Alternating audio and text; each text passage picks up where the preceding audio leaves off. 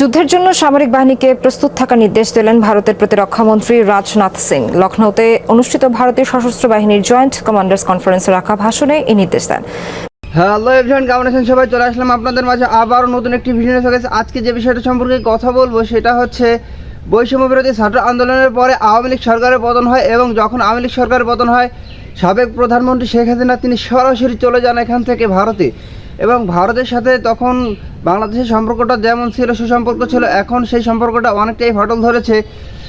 আওয়ামী লীগ সরকারের পতন হওয়ার পরে বাংলাদেশের অন্তর্বর্তীকালীন সরকার হিসেবে বাংলাদেশ রাষ্ট্র পরিচালনা করার দায়িত্ববান ডক্টর মোহাম্মদ ইউনূস, এবং তিনি যখন ক্ষমতায় আসেন তখন থেকেই ভারতের সাথে তাদের একটু আড়াআড়ি চলছে, সম্পর্কটা একটু ফাটল ধরেছে।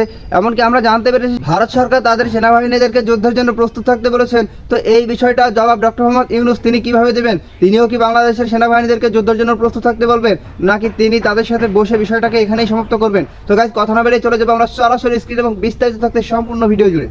যুদ্ধের জন্য সামরিক বাহিনীকে প্রস্তুত থাকার নির্দেশ দিলেন ভারতের প্রতিরক্ষামন্ত্রী রাজনাথ সিং। লখনৌতে অনুষ্ঠিত ভারতীয় সশস্ত্র বাহিনীর জয়েন্ট কমান্ডার্স কনফারেন্সে রাখা ভাষণে এই নির্দেশ দেন। বাংলাদেশের সাম্প্রতিক অস্থিরতা পর্যবেক্ষণের কথাও বলেন সেনাদের। একই সাথে চীনের মতো প্রতিবেশী দেশগুলোর ব্যাপারেও সজাগ থাকার নির্দেশ দেন।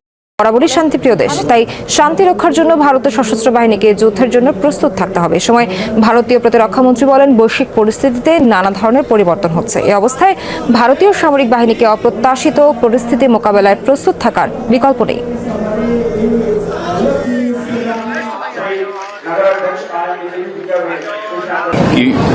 ভারত অতীতেও শান্তির পূজারী ছিল, ভবিষ্যতেও থাকবে। কিন্তু আমাদের চারপাশে যা ঘটছে সেসব কার্যকলাপের উপরও নজর রাখতে হবে। বিশ্ব পরিস্থিতির কারণে আমি সব সামরিক কমান্ডারদের নির্দেশ দিয়েছি ভারতের শান্তির জন্য সবসময় যুদ্ধের জন্য তৈরি থাকতে, কারণ কোনোভাবেই আমাদের শান্তি ভঙ্গ করা যাবে না।